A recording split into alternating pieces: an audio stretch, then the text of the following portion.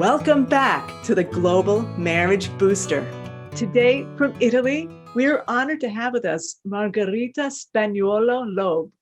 She is a licensed psychologist and has been a Gestalt Therapy trainer since 1979. She is the founder and director of the Istituto di Gestalt, HCC, in Italy, with branches in 3 cities.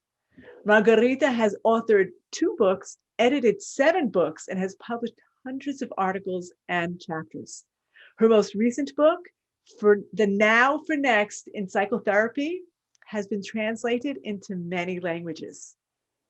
Margherita leads Gestalt therapy workshops and training programs in more than 20 countries and has developed a relational model of Gestalt therapy that has spread internationally.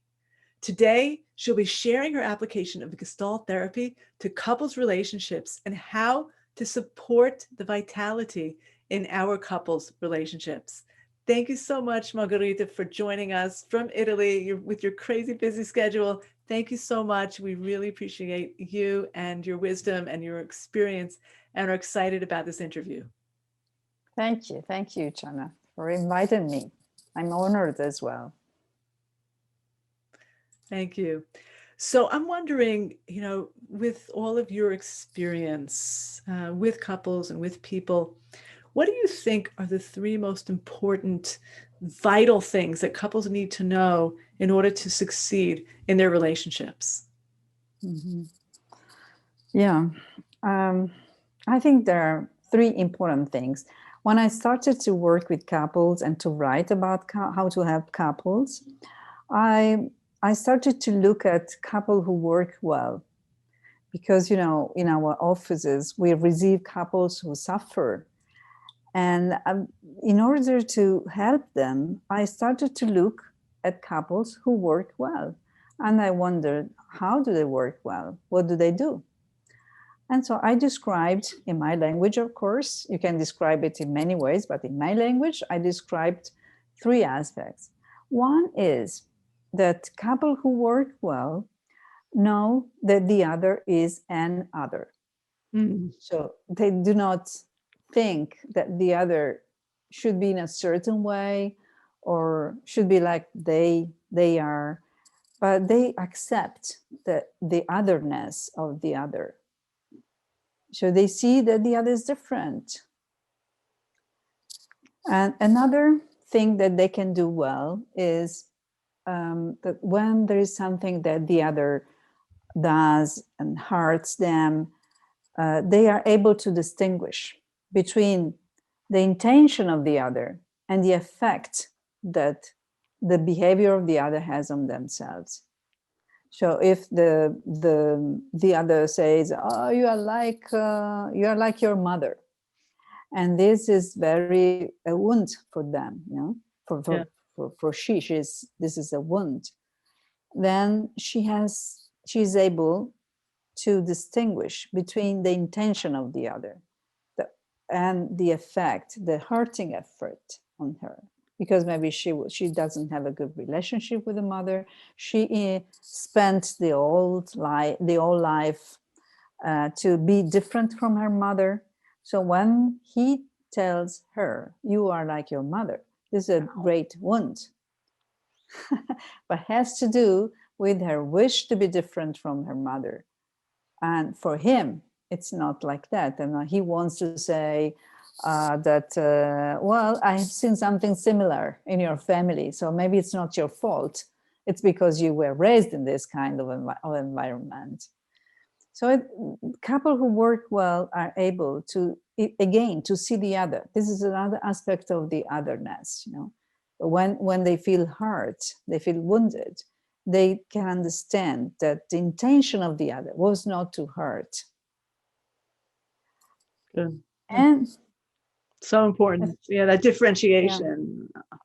Yes, the differentiation between the intention of the other and the effect they have. Yes. And the third thing is also the ability to put the wounds into the background and do something for the other that pleases the other, like one's own wounds are not the most important things, but the ability to transcend one's own wounds gives the possibility to be more present at the other and do something that pleases the other and pleases both, actually. Yeah. So this possibility to just not wanting to change very much one's own wounds, because sometimes our wounds are there and we can put them in the foreground, in the background, not in the foreground, but in the background, and do what we want to do in our life. Because the wounds sometimes can stop us from being happy. And so the capacity to transcend one's own wounds, to be with the other, to make a happy life with the other. These, I think, are the three things that a couple that works well can do. And if you or people who are listening at us, think to a couple they like, a couple that have worked well.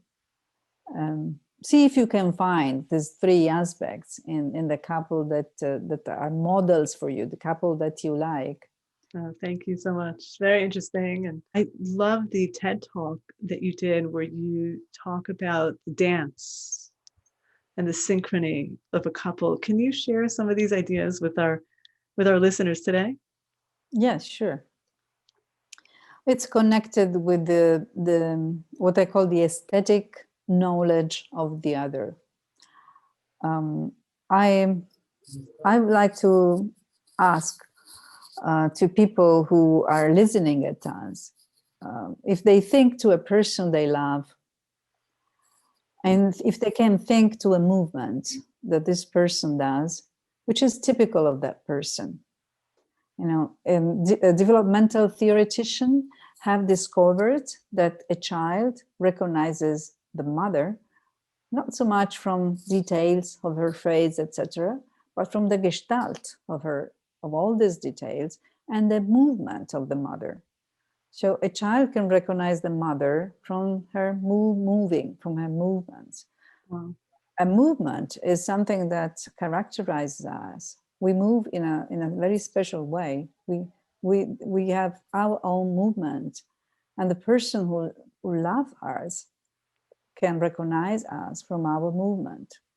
So going back to my question, I would like to ask people who are listening at us if they can find a movement, the typical movement of a person they love. Think a moment and just close your eyes and think to this person. How would you recognize this person among thousands? Which is the movement?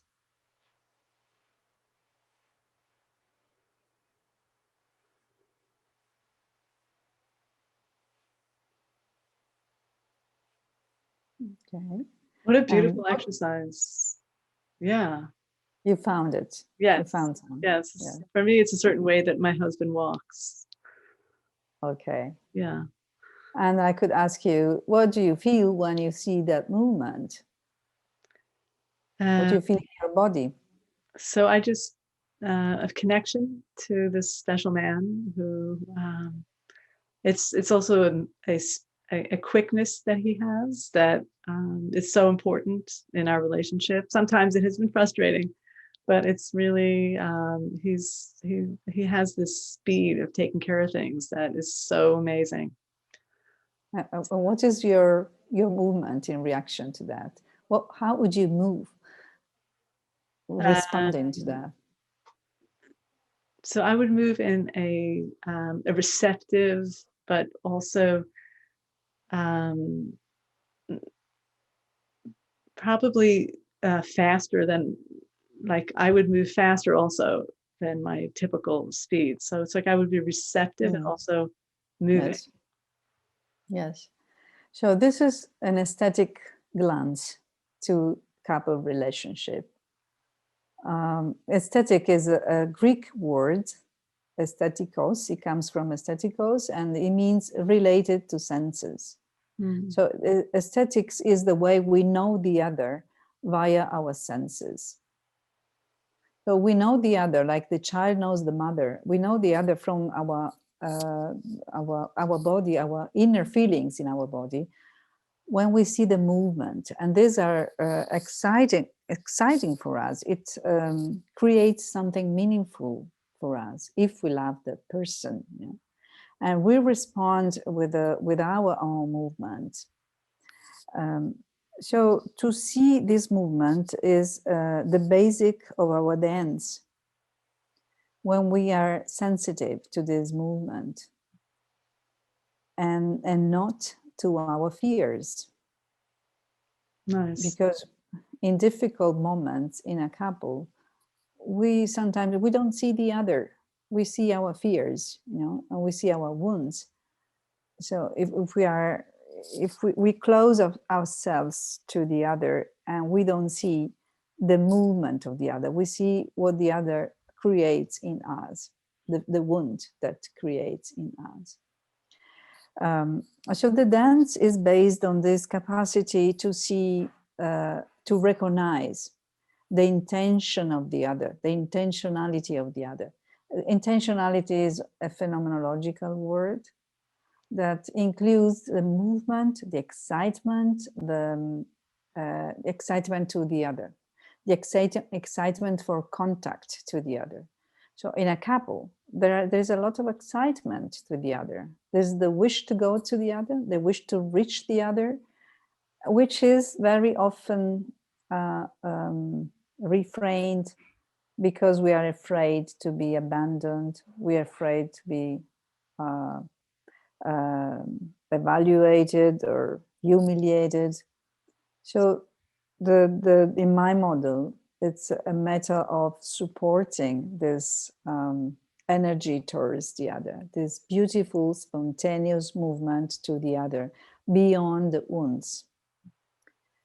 And when one in the couple is able to see the movement of the other and to react, as you said, you know, with your husband, to react to this movement with one's own movement, then a dance starts that supports the spontaneity of the couple. And when we work with couple, we work looking at both, what they both do. So we don't work looking at one or the other.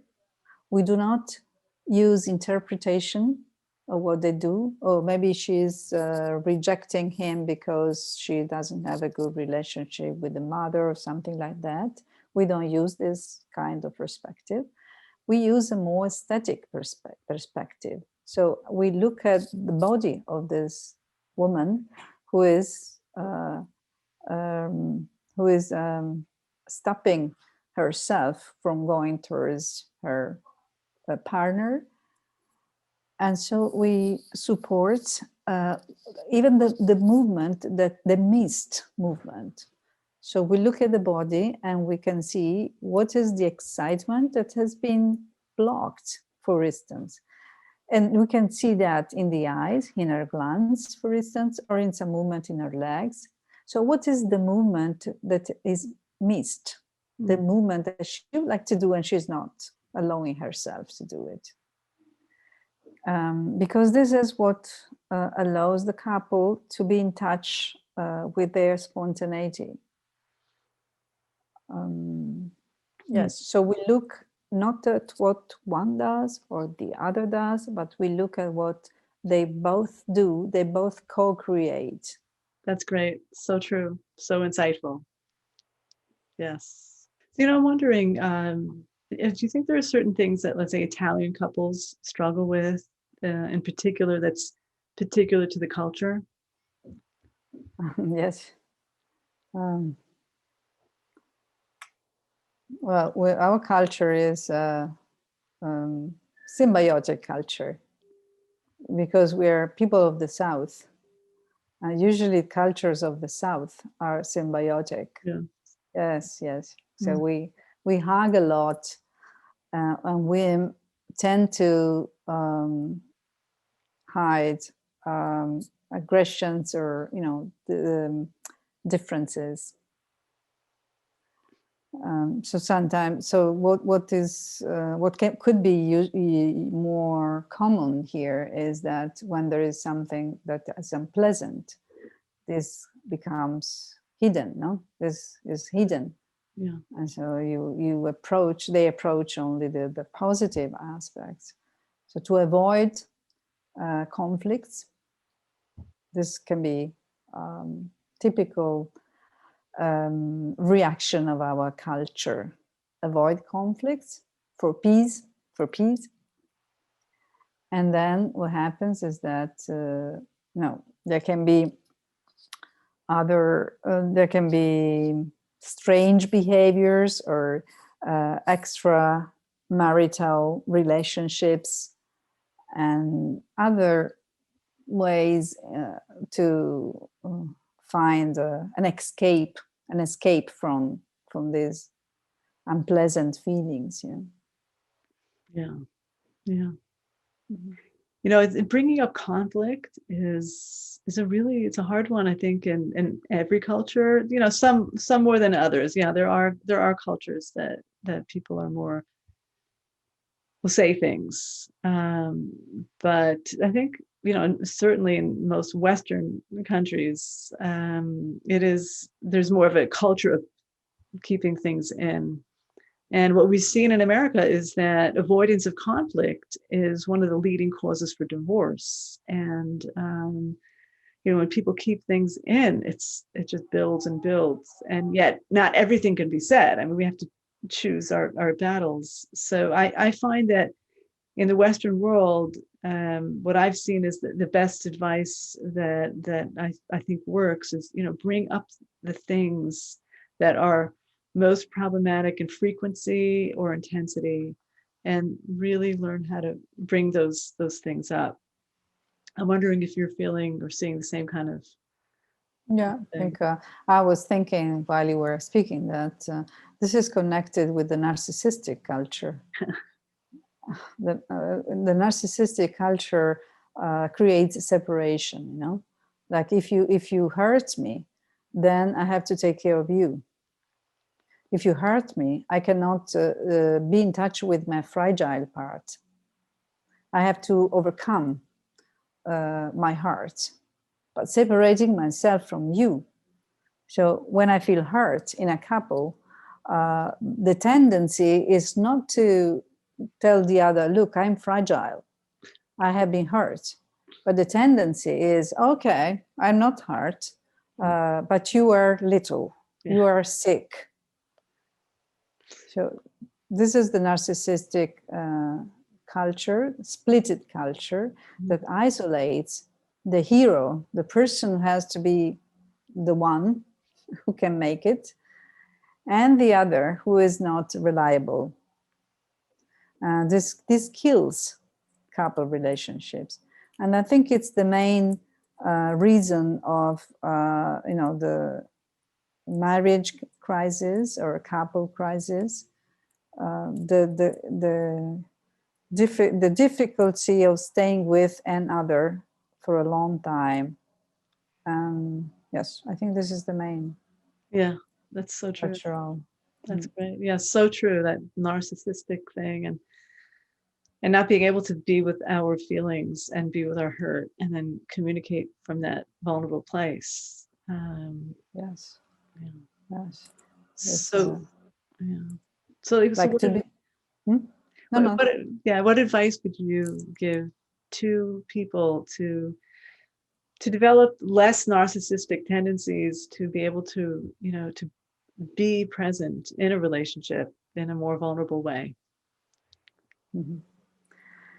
Well, I'm a Gestalt therapist, experiential therapist. So I tell you that, in my opinion, the be in touch with their own body is very important.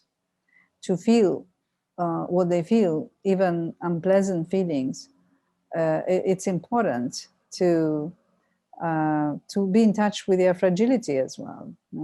So to keep in touch with their body. And don't be ashamed of feeling certain feelings like fear to be abandoned, for instance, or jealousy or anger. These are normal feelings. And so what I would suggest is that they keep in touch with their body and keep the trust to share with the other their feelings, risking to lose the other. Yeah. Because sometimes, they, in order not to lose the other, they hide a lot of feelings. So to risk to lose the other is also something important. We are always in a balance, like in a balance. And so we need to know that we are fragile. And at the same time, we need to stay with our passion. But to follow our passion implies always to fall down, the possibility to fall down. And we need to accept that. But then we can start again. We can raise up again and continue with our passion. Yes, yes. And it's so true in terms of couples and life in general. There's repair, there's distance, there's repair, there's these cycles, harmony, some hurt, some distance, repair, harmony, some distance, repair. And I think with our own selves also, we're at times we're in harmony with ourselves, we feel distant from ourselves, and then we repair. So Yes. So what is Gestalt, and how would you sum up Gestalt, and how Gestalt would say to deal with this cycle of harmony, disharmony, and repair?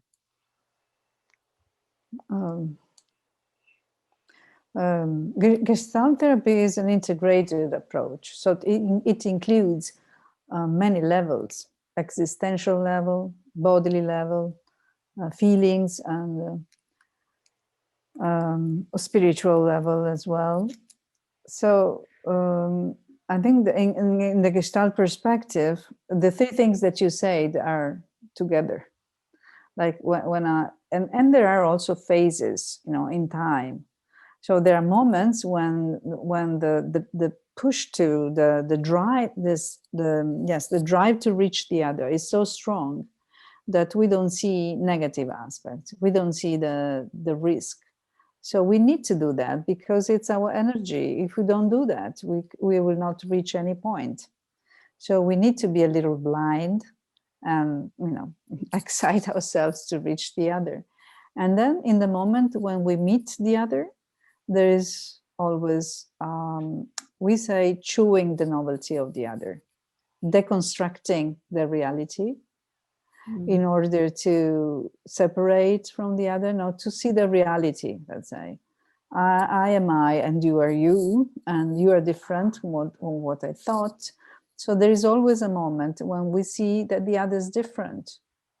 That is a very important moment when we are taken by fears. We don't want to approach the novelty of the other. And so we withdraw from the other because we don't want, it's too painful to go through our previous wounds. But in fortunate moments when we put the other in the foreground, so the other is more important than our fears. And this is connected with also some phenomenological movements and like Levinas. And so when the other is more important, is in the foreground, we are able to make a jump into the novelty, a jump into the unknown.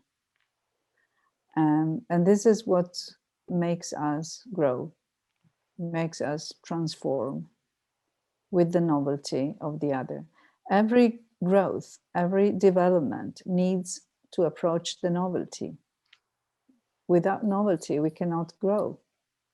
And this is the drama that we have in couple very much, because couple relationship, I think it's one of the most therapeutic relationship, very meaningful relationship. We grow a lot in a couple.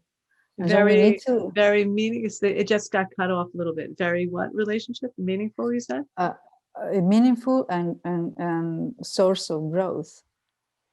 We Yes. cannot grow without the novelty, and the couple relationship is one of the most important relationship for us to grow. Yeah. It's a therapy in itself, you know, it's a changing process. But in order to change in a couple, we need to process the novelty of the other, accept the novelty, deconstruct what we thought before, and be open to a new aspect, a new thing. And in this way, we grow. And now we can feel more sure. When we grow, we feel grown up, we feel more sure. And we can be more tolerant to the diversity of the other. Yes, yes. That's so wise and so well said.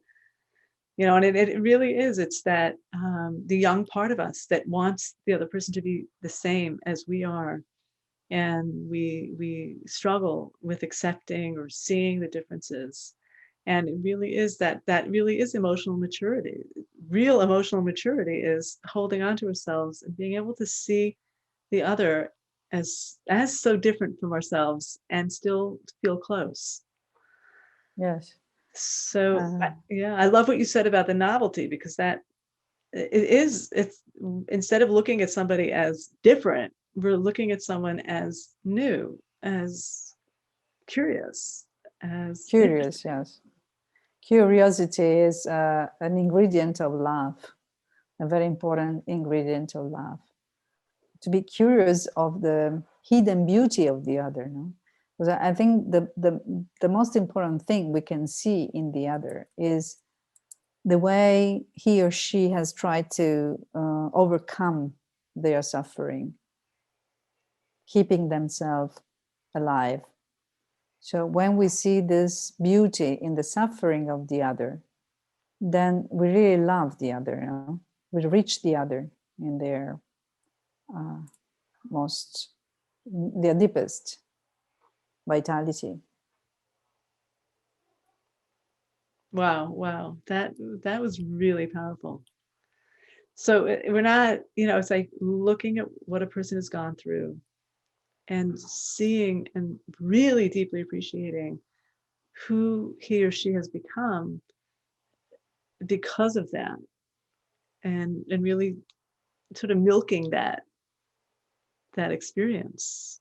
That is so, Yes. that's brilliant. You know, the image of kintsugi, it's the cup, it's the art of repairing with gold broken objects. So, and the gold is the beautiful drawing that keeps together the pieces of the object. So the two people in a couple are like a bit like two kintsugi objects, you know. And when they are curious about the golden repairs, then they see the beauty of the other. Yes. Wow. Margarita, before we go, can you tell everybody where they can find out more about you, about your book, about your website, and all the work that you do? Yes. You can go to my site, that is www.gestaltitaly.com. So Gestalt Italy all together.com. We'll have it written up. Yes. And you can find my book, which is the Now for Next in Psychotherapy, Gestalt Therapy Recounted in Postmodern Society. And in this book, there is a chapter about my model with couples. And then in the same site, you can see the international programs that we deliver, that we offer, that are for psychotherapists and for many aspects like psychopathology, development, couples, families, all the suffering all the aspects where human suffering, needs to be supported. Thank you, Chana. Thank you so much. Very interesting, and I'm excited to look further into your work. Really, your wisdom and your intelligence is so tangible. So before we say goodbye, Margarita, it has been such an honor really to have you and hear your wisdom and your many years of experience. Is there anything you would say to our global couples to give them guidance and hope at this point? Oh, well, first, I want to thank you, Chana, because you are doing something very important. We need to, our culture, our world needs to trust more relational processes. And first of all, the peer relational process, which is the one in couples, when a person falls in love with another and wants to build something with this other person. This is such an important and needed support in our world. But I want to thank you for this. For me, it's also an important process to support. And for this reason, I have dedicated most of my profession to the supporting couples and supporting also giving birth, for instance, or primary relationships between caregivers and children. So I want to wish all the people who have heard this interview to trust in their capacity to reach the other at an intimate level, to enjoy the experience that is beyond that. Beautiful. So touching, really. Thank you, really, from the bottom of my heart and everybody else listening. We appreciate your time and your wisdom. Thank you. Thank you. Thank you, Chana. Thank you.